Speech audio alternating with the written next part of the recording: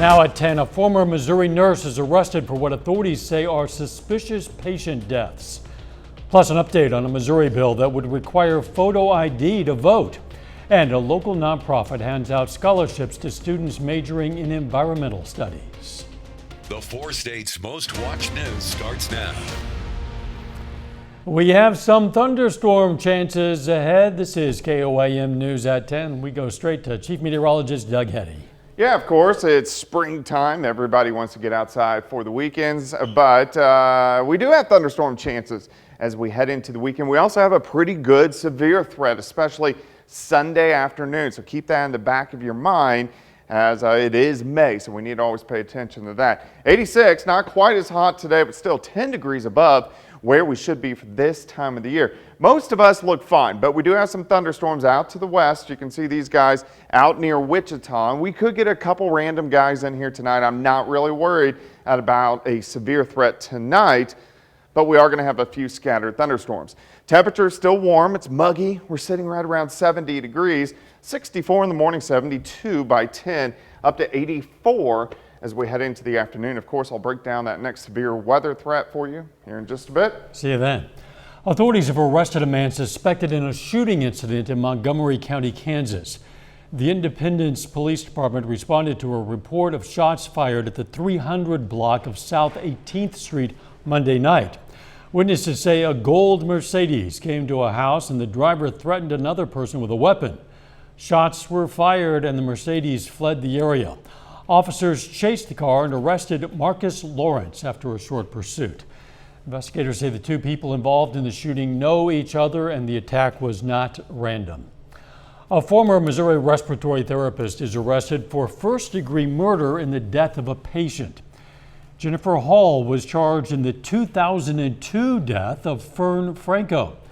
Franco was one of 9 people who died at Hedrick Medical Center in Chillicothe over several months. The deaths were among a series of medically suspicious events at the hospital, according to court documents. Officials say Hall worked as a respiratory therapist at the hospital when the patients all died from cardiac collapse. The case was brought back when a test of Franco's tissue sample found morphine and a powerful muscle relaxant for anesthesia in her system. Hall has denied any involvement. 1 person is dead and 3 people are injured from shots fired following a high school graduation ceremony.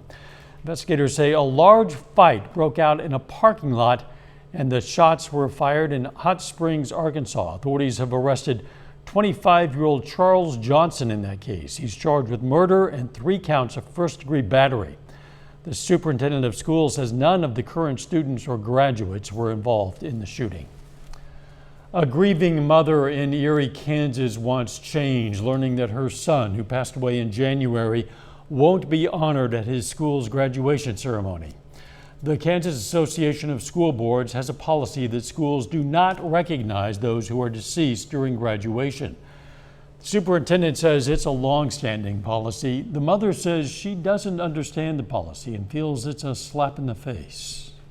I think this decision was made without compassion, without empathy, and it goes beyond my child. Raiden was a good kid. The school's superintendent says the policy is not aimed at anyone in particular and is in place to protect those who don't want to be reminded of the loss of a loved one. Missouri lawmakers have passed legislation to require voters to show photo identification at the polls. The Missouri House passed the bill yesterday. It was passed by the Senate earlier this week. Under the bill, voters who don't bring valid IDs could still cast provisional ballots. The bill would also allow voters to cast ballots up to 2 weeks prior to an election for any reason. It now heads to Governor Mike Parson's desk to be signed. Missouri legislature has approved new congressional districts just in time for the end of their session. The new districts are expected to continue Republicans' edge in upcoming elections. The bill now goes to Governor Parson to become law. After approving the bill, the Senate adjourned for the session a day early, cutting off work on all other bills. Missouri and New Hampshire are the only states that had not enacted a congressional redistricting plan based on the 2020 census. Shortly after Kansas Governor Laura Kelly yesterday signed a bill legalizing sports betting, the state was sued by a state-owned casino operator. Boyd Gaming operates the Kansas Star Casino, about 15 miles south of Wichita, under a contract with the Kansas Lottery that runs until December of 2026. They argue the state is breaching its contract, which says the lottery will not permit competition from similar facilities in the Wichita area. The dispute stems from a provision in the new law allowing new gambling devices at Wichita Greyhound Park, which closed in 2011. A local student is getting a little financial boost for environmental studies. Pitt State student Annika Unsen is this year's recipient of the Bob Nichols Memorial Environmental Scholarship.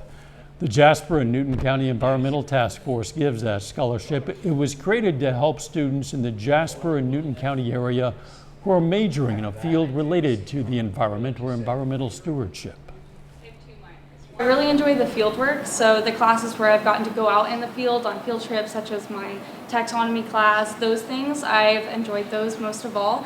And I'm looking forward to future classes such as marine science, botany, bird ecology, those kinds of things. We utilize more and more of GIS. The $500 scholarship is given in honor of Bob Nichols, a well-known local environmentalist. Some young local artists are showcasing their artwork. The Joplin Public Library today hosted a closing reception for their Young Artists Club. Visitors got to meet the artists and celebrate their work. The club provides an opportunity for children to learn new art techniques and to create art.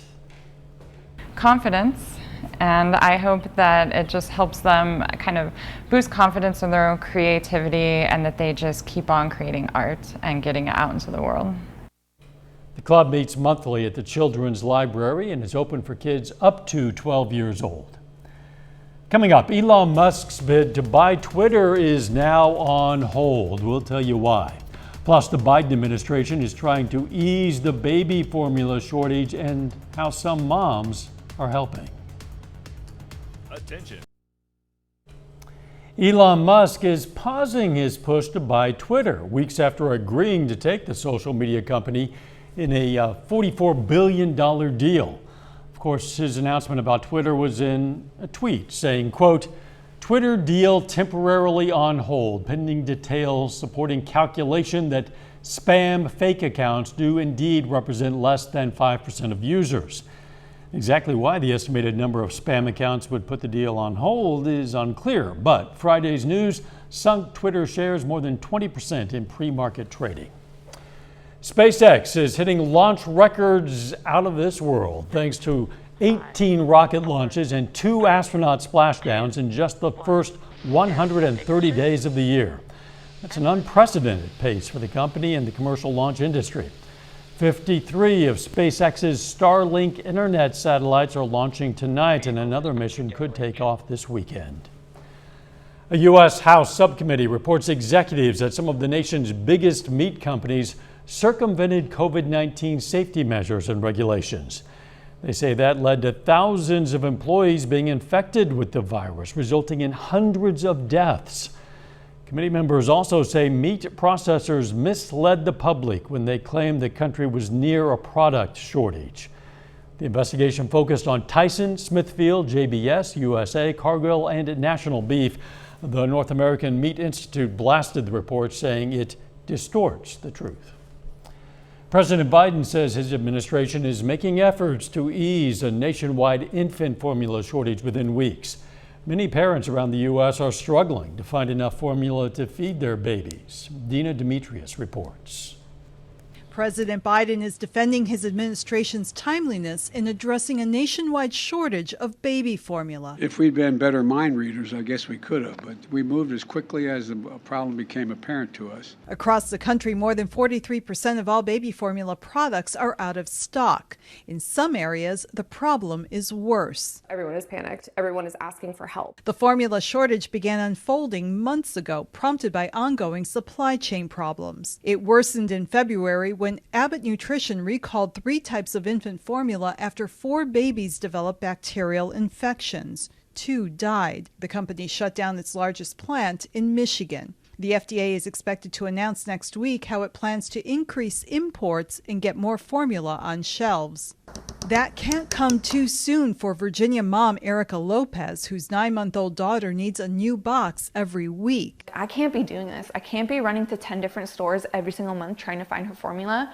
What else can I do? Breastfeeding moms are helping fill the shortage. Many are donating extra to milk banks like this one in New York. We're doing our part to help meet the increased demand and being able to feed infants. Friday, the White House said it's considering invoking the Defense Production Act to help control the emergency in the long term. Congress plans to hold hearings on the shortage next week. Dina Demetrius, CBS News. A little later, a Pittsburgh amusement park opens its doors with a new addition. Plus, we're watching for thunderstorm development as we head into the weekend. We're going to look at that coming up.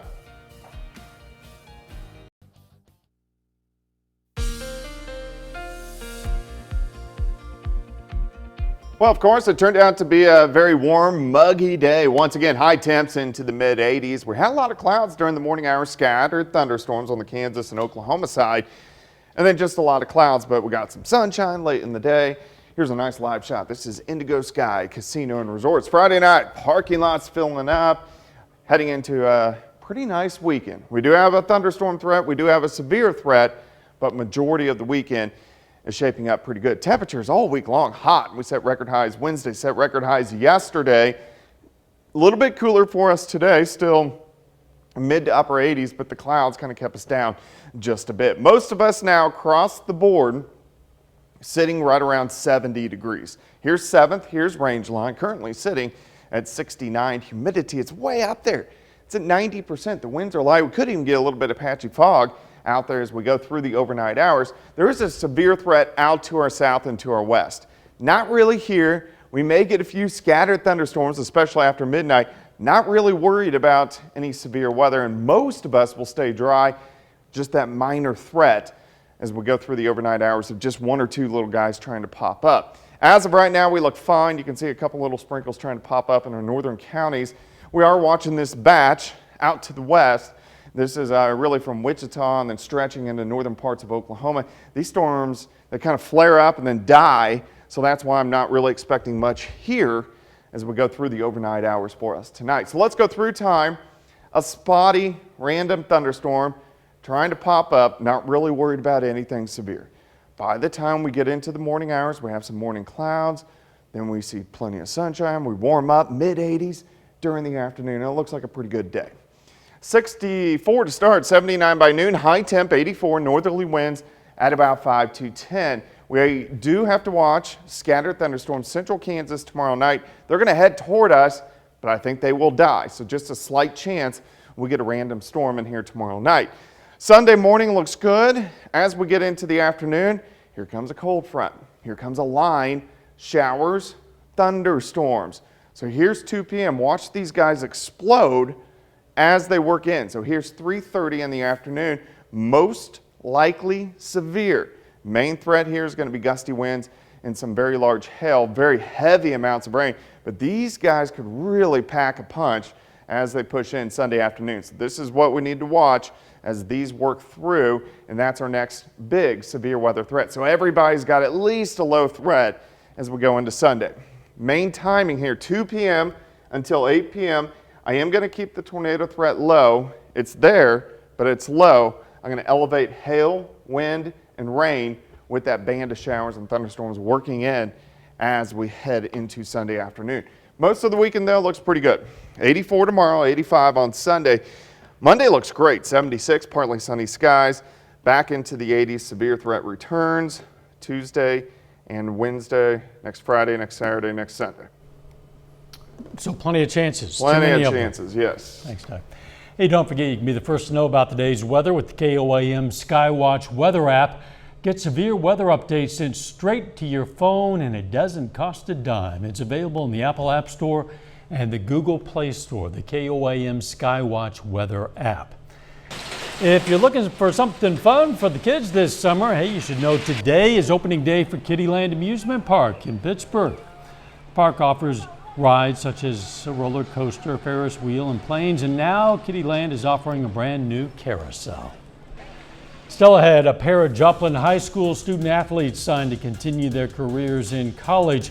And Crowder baseball hits the field against Jefferson, aiming to move on to the regional championship. Jacob Leonard joins us with the highlights up next.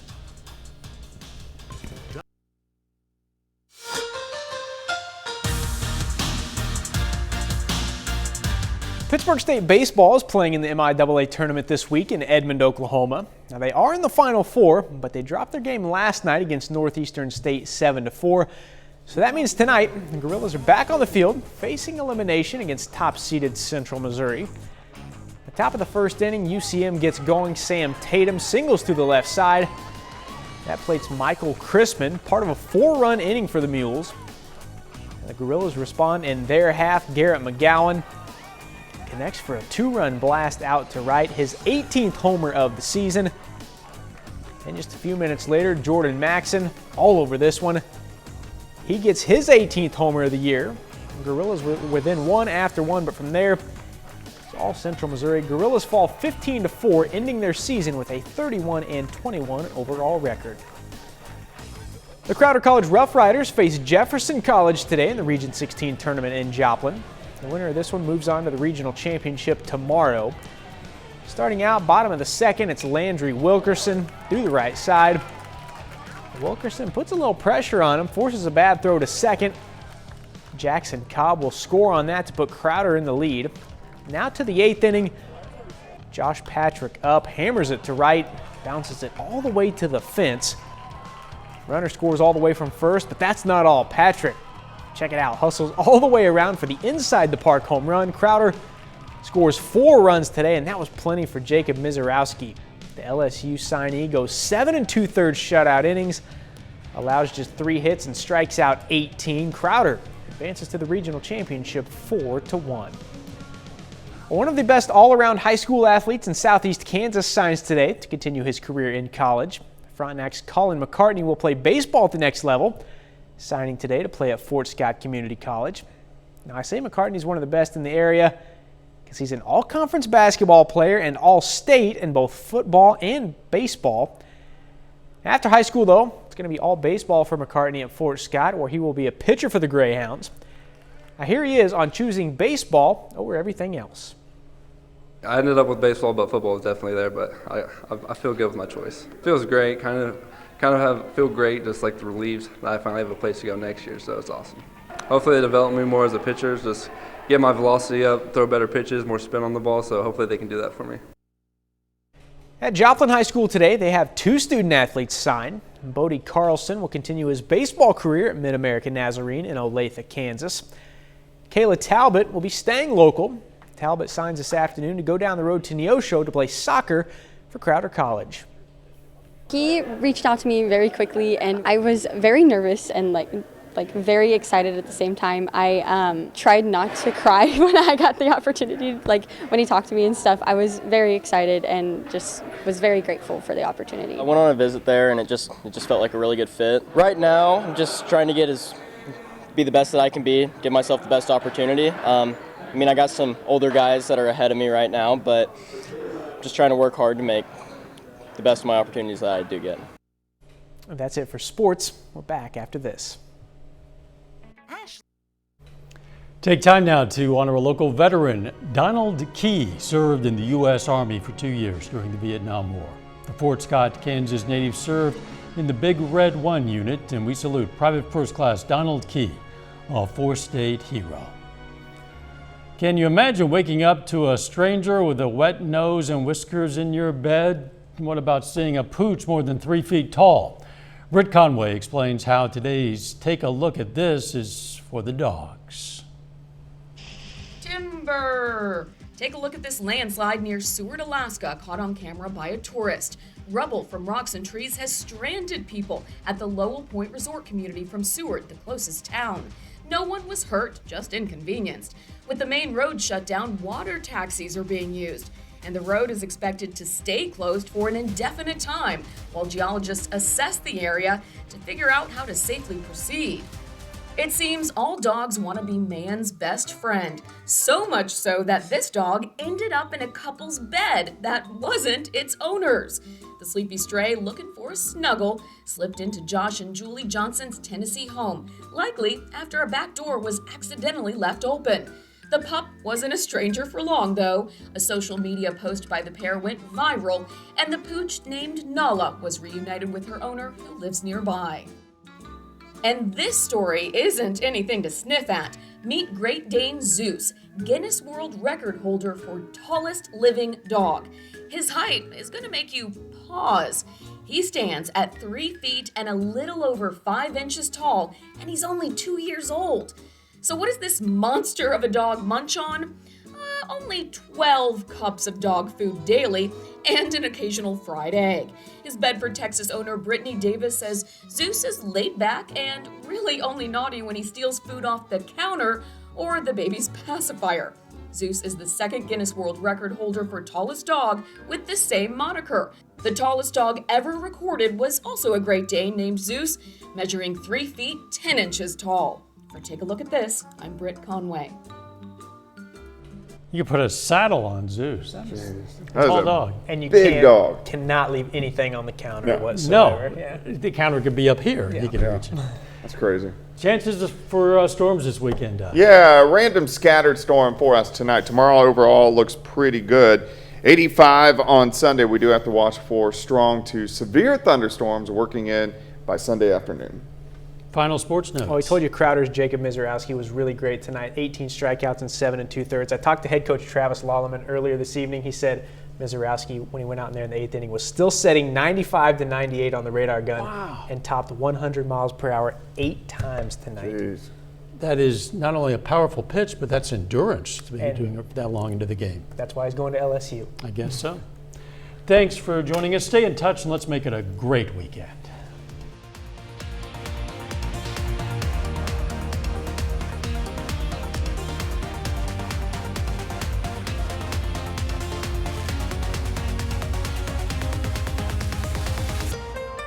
Salon service is provided by the Wild